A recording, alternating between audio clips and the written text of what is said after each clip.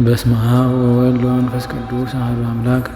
አመ ሰብኡ ለነሐሴ በዛቲ ዕለት ፈነወ እግዚአብሔር ለገብርኤል ሊቀ መላእክት ሀበ ክቡር ወልዑል ኢያቄም ጻድቅ ወኢያድኅኖ በራእይ ጽንሰታ ወልደታ ለእግዝእትነ ማርያም ድንግል ወላዲተ አምላክ ወከመ ይከውን ባቲ ፍስሐ ወመድኃኒት ለኩሉ ዓለም። አንድ አምላክ በሆነ በአብ በወልድ በመንፈስ ቅዱስ ስም ነሐሴ 7 በዚች ቀን እግዚአብሔር የመላእክት አለቃ ቅዱስ ገብርኤልን ወደ ከበረና ከፍ ከፍ ወዳለ ጻድቅ ኢያቄም ላከው። አምላክን የወለደች የእመቤታችን የድንግል ማርያምን ጽንሰቷንና ልደቷን በእርሷም ለዓለም ሁሉ ድህነትና ተድላ ደስታ እንደሚሆን ነገረው። ይህ ጻድቅ ሰው ኢያቄምና የከበረች ሚስቱ ሐና ልጅ ሳይወልዱ ሸመገሉ። የከበረች ሐና መካን ሆናለችና፣ ስለዚህም እጅግ ያዝኑ ነበር። የእስራኤል ልጆች ልጅ ያልወለደውን ከእግዚአብሔር በረከትን ያጣ ነው እያሉ ያቃልሉት ነበርና፣ እነርሱም ልጅን ይሰጣቸው ዘንድ ወደ እግዚአብሔር ዘወትር ፈጽሞ ይለምኑ ነበር። ከዚህም በኋላ ወንድ ልጅን ወይም ሴት ልጅን ቢወልዱ ለእግዚአብሔር ቤት አገልጋይ ሊያደርጉ ስለትን ተሳሉ። የከበረ ኢያቄምን በተራራ ላይ ሳለ ሲጸልይና ሲማልድ እነሆ በላዩ እንቅልፍ ብሎት አሸለበ። ያን ጊዜ ከእግዚአብሔር የተላከ መላእክት አለቃ ቅዱስ ገብርኤል ተገለጸለት፣ እንዲህም አለው፦ ሚስትህ ሐና ትጸንሳለች፣ ዓለም ሁሉ ደስ የሚሰኝባትን የብዙዎችም ዓይነ ልቡናቸው በእርሷ የሚበራላቸውን በእርሷም ድህነት የሚሆንባትን ሴት ልጅን ትወልድሃለች።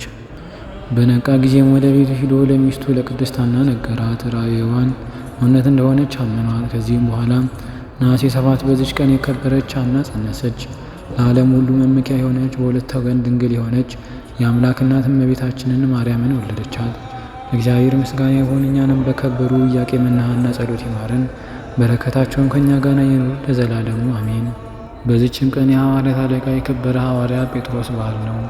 በዚች ቀን ጌታችን የሕያው እግዚአብሔር ልጅ ክርስቶስ እርሱ እንደሆነ በሐዋርያት መካከል ታምኗልና፣ በከበረ ወንጌል እንደተባለ ጌታ ኢየሱስ ክርስቶስ ወደ ፊልጶስ ቂሳርያ አገር በደረሰ ጊዜ ደቀ መዛሙርቱን ሰዎች የሰውን ልጅ ማን ይሉታል ብሎ ጠየቃቸው። እርስዎ ልብን ኩላሊትን የሚመረምር ሰዎች የሚያስቡትን ሁሉ የሚያውቁ ሲሆን፣ ያን ጊዜ ሐዋርያት ተጠራጣሪዎች ስለነበሩ ስለዚህ ያሰቡትን በልባቸው ያለውን ሊናገሩ ከከተማ ውጭ አወጣቸው። ከእርሳቸውም ኤልያስ እንደሆነ የሚያስቡ አሉ፣ ወይም ከቀደሙት ነቢያት አንዱ እንደሆነ የሚሉም ነበሩ። ጴጥሮስም በእነርሱ ላይ ተቆጥቶ ለምን እንዲህ ታስባላችሁ? እርሱ የሕያው እግዚአብሔር ልጅ ክርስቶስ ነው እንጂ አላቸው። ስለዚህም የጴጥሮስን ሃይማኖት በመካከላቸው ይገልጥ ዘንድና ግልጥ ሊያደርግ ወደ ውጭ አወጣቸው። እንዲሁም በጠየቃቸው ጊዜ ኤልያስ እንደሆንክ ወይም ከቀደሙት ነቢያት አንዱ እንደሆንክ ሰዎች ይናገራሉ በማለት እነርሱ የልባቸውን ተናገሩት። ጴጥሮስ ግን አንተ የሕያው እግዚአብሔር ልጅ ክርስቶስ ነህ ብሎ በእውነት ምስክር ሆነ። ስለዚህም ጌታችን አመሰገነው፣ የመንግሥተ ሰማያትንም ቁልፍ ሰጠው። ከዚያች ቀን ወዲህ የሐዋርያት አለቃ ሆነ። በእርሱም የሊቃነ ጳጳሳት፣ የኤጲስቆጶሳት፣ የቀሳውስትና የዲያቆናት ሹመት ተሰጠ። የቤተ ክርስቲያንን መሠረት ተባለ። ለእግዚአብሔር ምስጋና ይሁን፣ እኛንም በጌቶቻችን ሐዋርያት ጸሎት ይማረን፣ በረከታቸውም ለሁላችን ትድረሰን ለዘላለሙ አሜን። በዚችም ቀን ለአባቶች ሊቃነ ጳጳሳት 26ኛ የሆነ የከበረ አባት የእስክንድርያ ሊቀ ጳጳሳት ጢሞቴዎስ አረፈ። ይህንንም ቅዱስ በእስክንድርያ ሀገር ሊቀ ጳጳሳት ይሆን ዘንድ የክብር ባለቤት ጌታችን መርጦት ተጋዳይ የነበረ አባ ዲዮስቆሮስ በደሴተ ጋግራ ካረፈ በኋላ ሊቀ ጵጵስና ተሾመ። ይህም አባት ጢሞቴዎስ ብዙ መከራ ደርሶበታል።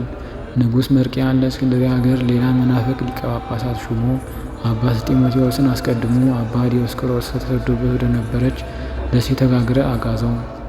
መርቅያንም ከሞተ በኋላ የእስክንድርያ ሰዎች ተነስተው መርቅያን የሾመውን ሊቀ ጳጳሳት ገደሉት። አባት ዲዮስቆሮስ እንዳዘዘ አባ ጢሞቴዎስን መልሰው ሾሙት።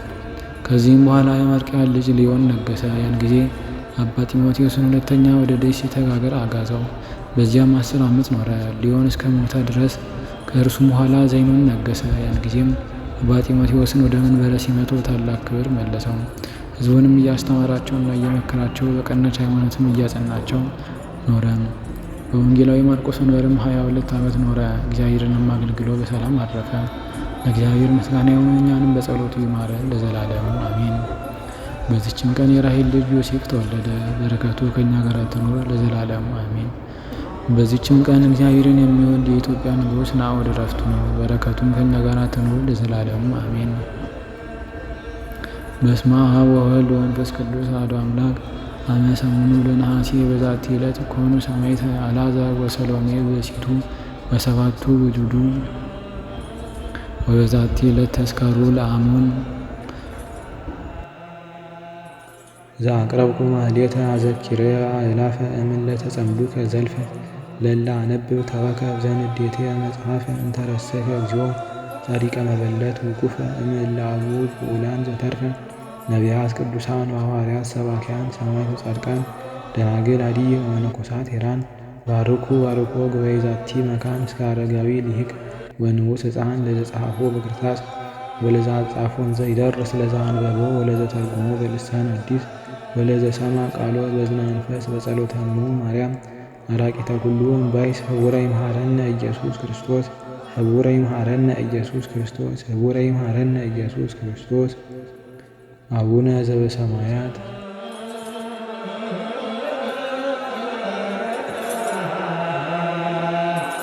Amen.